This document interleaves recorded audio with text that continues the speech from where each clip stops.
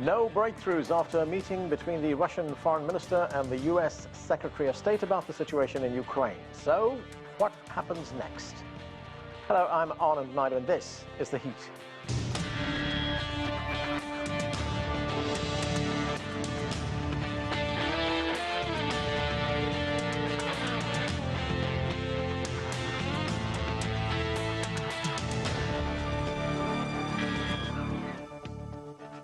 With tensions running high and the US and its allies talking of an imminent war in Europe, US Secretary of State Antony Blinken met with Russian Foreign Minister Sergey Lavrov in Geneva.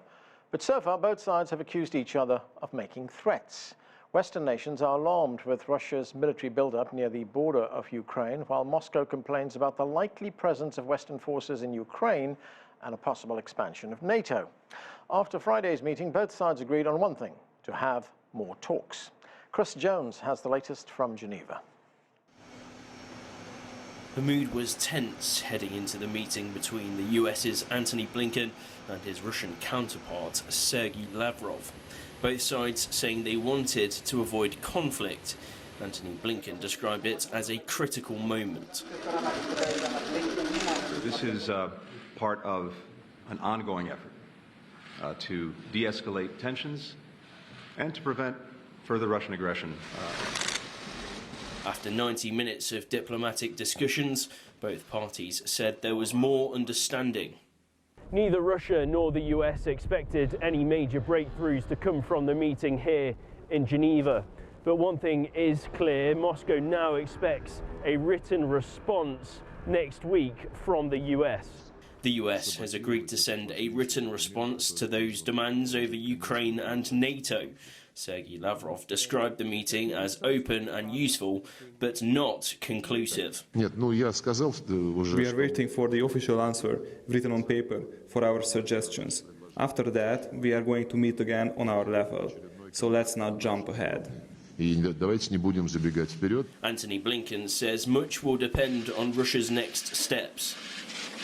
I believe we can carry forward this work of developing understanding agreements together that ensure our mutual security. But that's contingent on Russia stopping its aggression toward Ukraine. Sergey Lavrov claimed here in Geneva that Russia has never threatened the people of Ukraine, despite the buildup of troops at the border. The US also called on Moscow to step back from non-military provocations, such as cyber attacks. The two sides continue to disagree on a series of issues, but insist the talks were constructive. Chris Jones, CGTN, Geneva. To discuss the situation in Eastern Europe, we welcome Sergey Kudelia. He's an associate professor of political science at Baylor University and joins us from Lviv in Ukraine. Here in Washington, D.C., Anton Fedyashin is a professor of history at American University. From Providence, Rhode Island, Vladimir Golstein is chair of the Department of Slavic Studies at Brown University. And Lincoln Mitchell is an adjunct associate professor of political science at Columbia University, joining us from New York. Welcome to all of you. Lincoln Mitchell, as our reporter told us, we didn't expect any breakthroughs at this meeting, but what can we read into the fact that this is a pretty senior level meeting? I mean, these two men who met in Geneva are their country's most senior diplomats. And can one assume that they would only have met if there was some movement at the lower level? Well, we can assume that they are meeting because, on the one hand, this is obviously a very important situation where people at the highest level should be talking. We should always assume there's movement and discussions at the lower levels. You know, the Lavrov-Blinken meeting gets in the news, but there's always more going on to that. And also, there is, in an odd way, a confluence of interests here.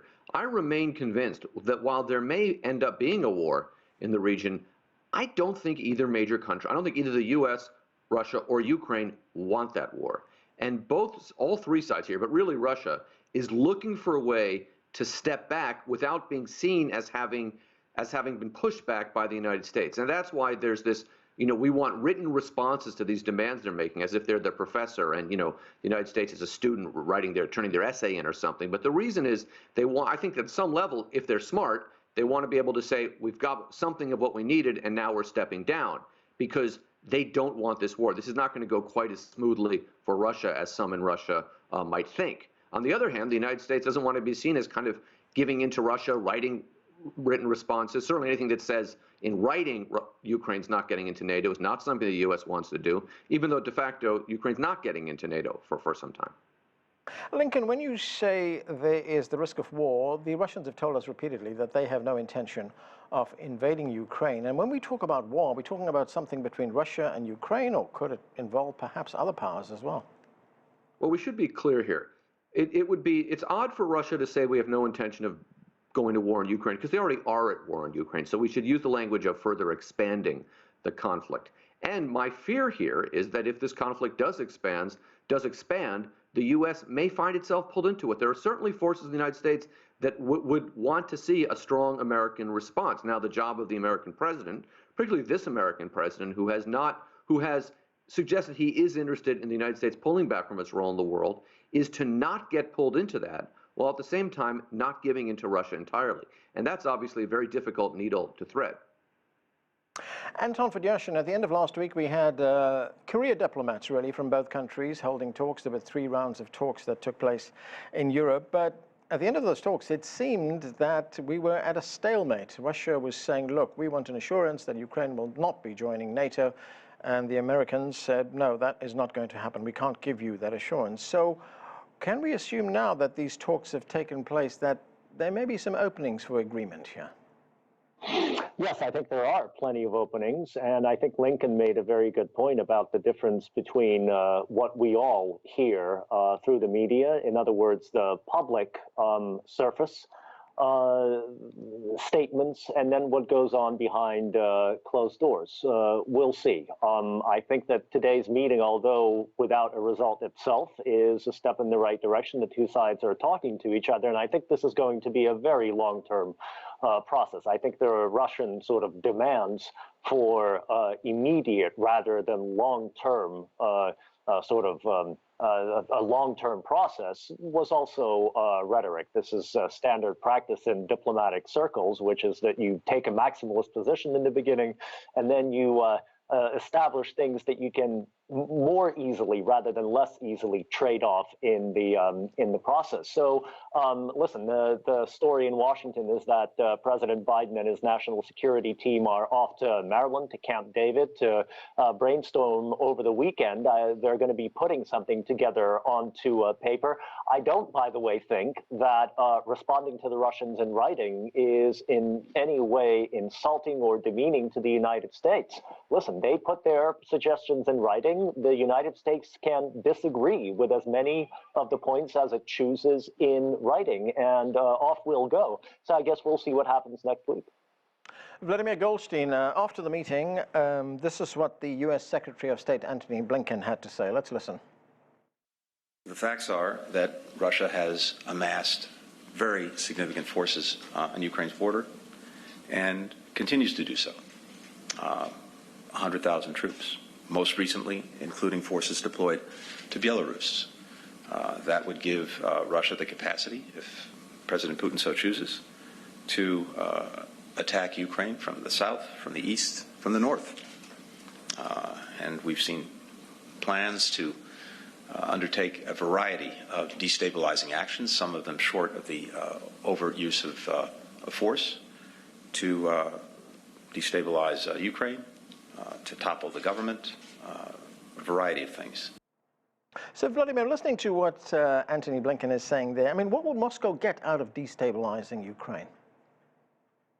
Well, I think Moscow has definitely a long view, and on the one hand, Ukraine is the focus of our discussion, but we should take a look at the bigger picture, and Russia is very much concerned with NATO expansion.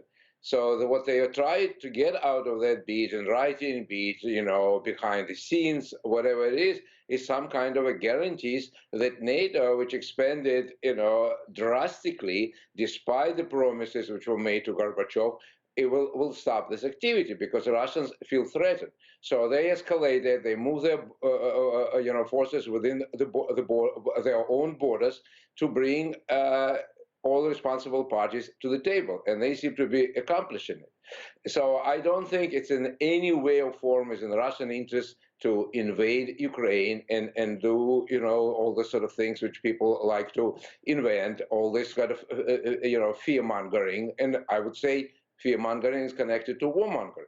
I don't also agree with Lincoln, who said that there is a war between Russia and Ukraine. This is blatantly not true. There is no war, and had there been a war, Russia would have been in Kyiv in 2 days. What we see in Ukraine is a very unpleasant situation of civil war, when the eastern Ukraine does want to be part of Kyiv regime.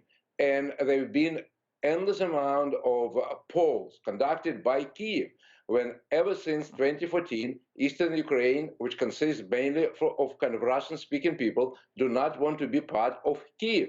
And Russians feel sympathy, and Putin feels pressure from the country to support that part of the kind of civil tension, civil war. So that's what's going on.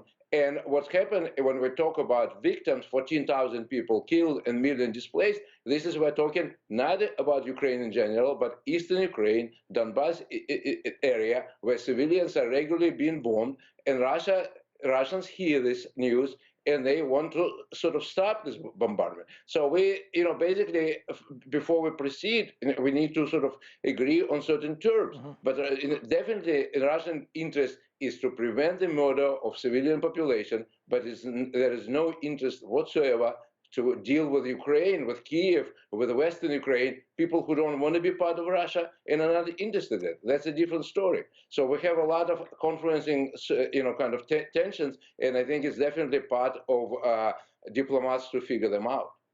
All right, let me give Lincoln a chance to respond to what you were saying there. Lincoln, does Vladimir make a valid distinction there when he says, look, it's not really a Russian invasion of Ukraine, it's a civil war which pits Russian-speaking Ukrainians against other Ukrainians?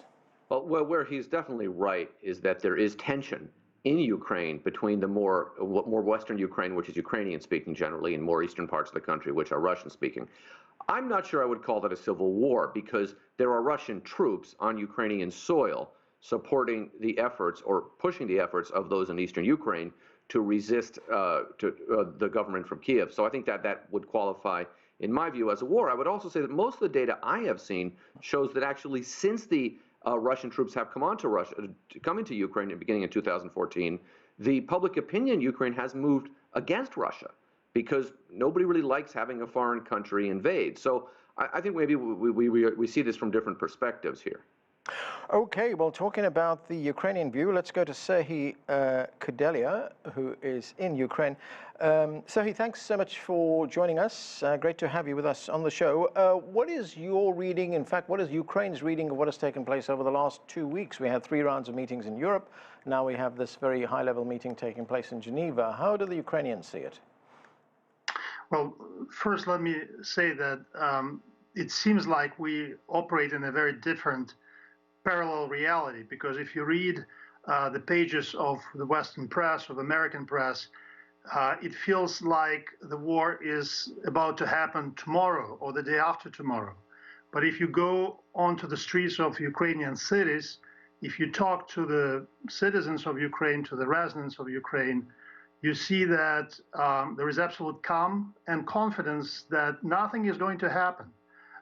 The majority of Ukrainians, people I talk to, I see every day, they do not really buy into that idea that the Russian attack is imminent. And many view it as a form of a blackmail, possibly, that is coming from Moscow towards the West, towards the United States. But people really do not see it as a credible threat at this point in time. And in fact, both the current president, Zelensky, and former president Poroshenko, one thing they both agree on, and that was the statement yesterday and today from Poroshenko, is that it is unlikely that Russia will attack Ukraine. They view it in the context primarily of Russia's diplomatic pressure on the West, on the United States, to make some concessions with regard to security guarantees of no further NATO enlargement. And I think there are also criticisms, of course, of the current Ukrainian authorities, who have been engaged in a lot of internal political bickering and attacks on various opposition figures, attempts to shut down various media outlets at the time when the United States and the West are trying to mobilize the civil society in Ukraine and political class around this idea, this need to protect Ukrainian national security interests. So there is this degree of internal discord that is happening within Ukraine at this time. As you know, former President Poroshenko has been charged with national treason just a couple of days ago. And many view that as a weakening of Ukraine that may potentially invite Russian aggression. Sergey, I want to stay with you for the next question. President Biden held a news conference here in Washington 2 days ago, and he did set some alarm bells ringing when he was talking about Ukraine. He differentiated between a possible Russian invasion of Ukraine and what he termed a minor incursion. Let's listen to what he had to say. I think what you're going to see is that Russia will be held accountable if it invades, and it depends on what it does. It's one thing if it's a minor incursion and then we end up having a fight about what to do and not do, etc.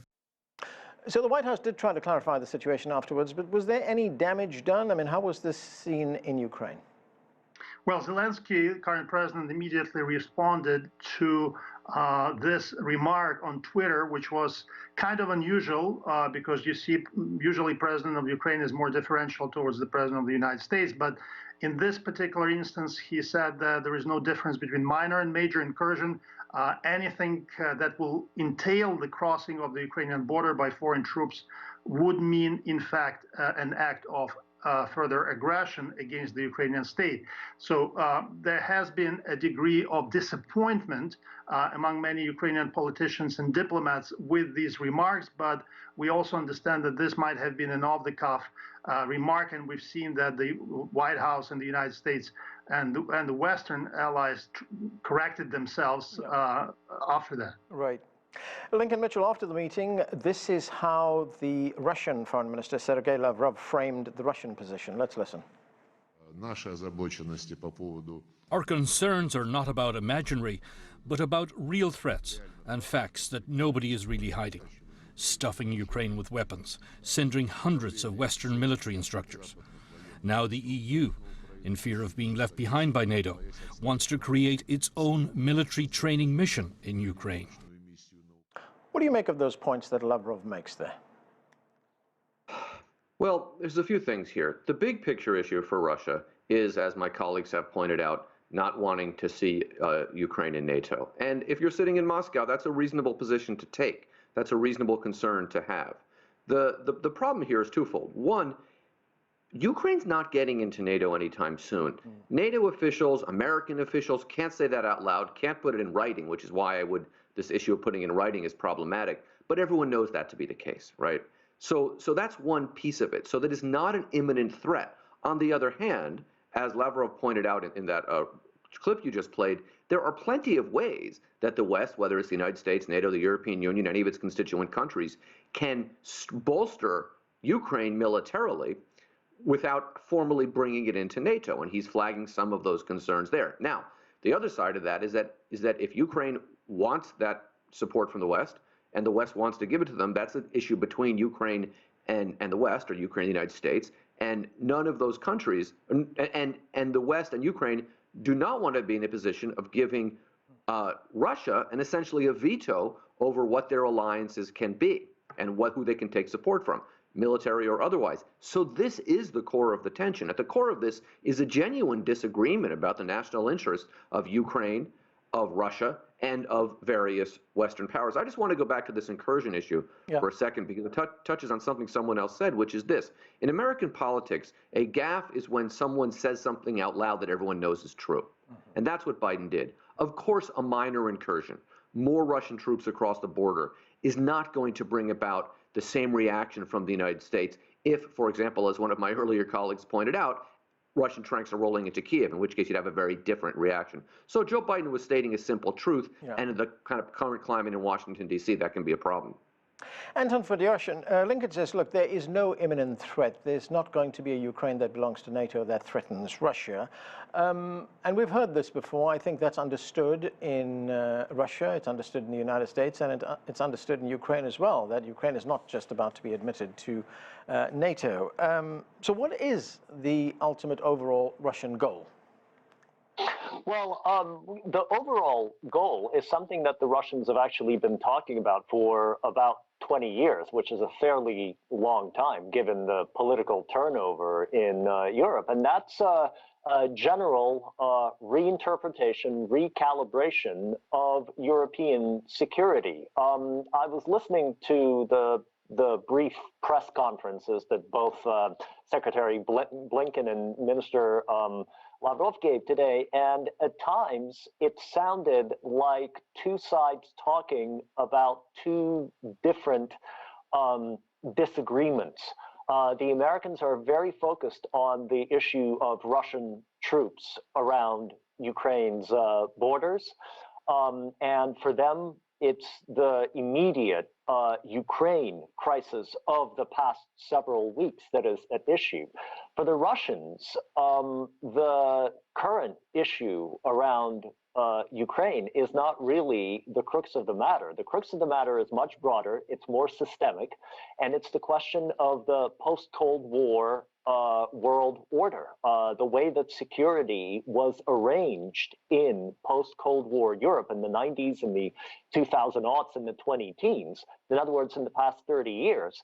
And what they're really asking about is a restructuring of something that the Americans and the Western Europeans have actually been very comfortable with. It is, I understand, the reluctance to even think in those broad terms, because when comfortable, you know, why fix something when it's not broke? But from the Russian perspective, the constant moving of NATO towards their borders is a problem.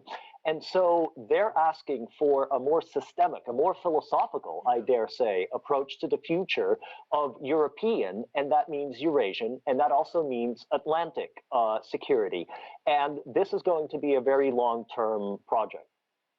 Vladimir Golstein, do you agree with that assessment from Anton that what Russia is looking for here is much bigger, it's a much broader redrawing, really, of the European security architecture, something that goes back to the 1990s? Because if we actually look at what has happened in the immediate, on the immediate issue of Ukraine, it seems that Russia has achieved its aim, hasn't it? President Putin has focused attention on Ukraine, and we know now that Ukraine is hardly likely to be admitted to NATO. So what do you make of it? Yeah, I think Anton is absolutely correct. Russia has this big view. They have historic grievances. They are very much worried about NATO expansion. They want to sort of settle this issue for current generation and for future generation. So I would say what we have to think about it, why these issues now? Because it's not like, you know, Romania or Bulgaria joined NATO yesterday. They've done it before. One of the things which I'm thinking about, and I don't have sources to support it, but my feeling is that Putin has to think sooner or later about an heir, somebody successor.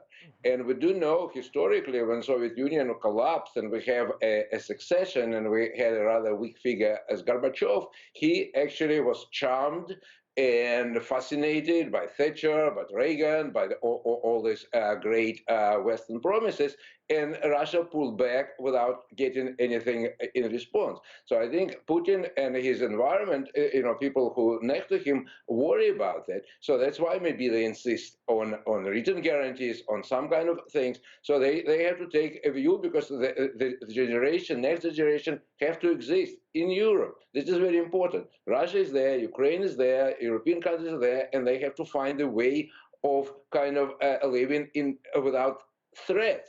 You know, the role of the United States is a little bit peculiar here. I agree with Anton that they were very comfortable with the situation, but I think they have to be aware of what it means to Russia to be surrounded by bases. This is like a Russian historical drama, and the United States prefers to beat these drums of Cold War for their own inner consumption and just, you know, kind of increase the tension and not solving the issues which are there, and sooner or later they will have to be solved. I would also, the last point I want to make is that we remember First World War, and there's books written about the subject called sleepwalking into war. Yep. And I think that's a dangerous thing. Is when you're comfortable, you think that little events somewhere in Serbia and little fanatics there do not matter. Then we have the whole generation of Europeans wiped out. So, one have to be very careful about the situation.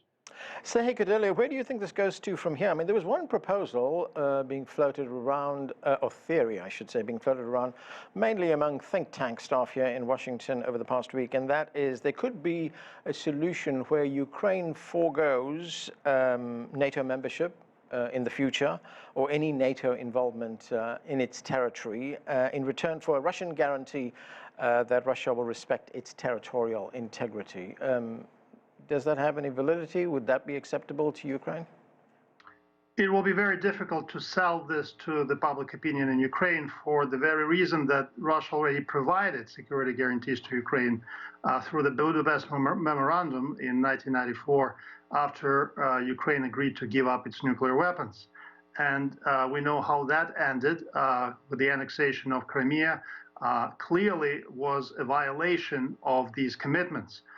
So certainly we would not be able to believe any other security guarantees that would come from Russia. Second point, as the conflict with Russia progressed over Crimea and Donbass, we've seen that the public opinion in Ukraine became more acceptant of NATO membership.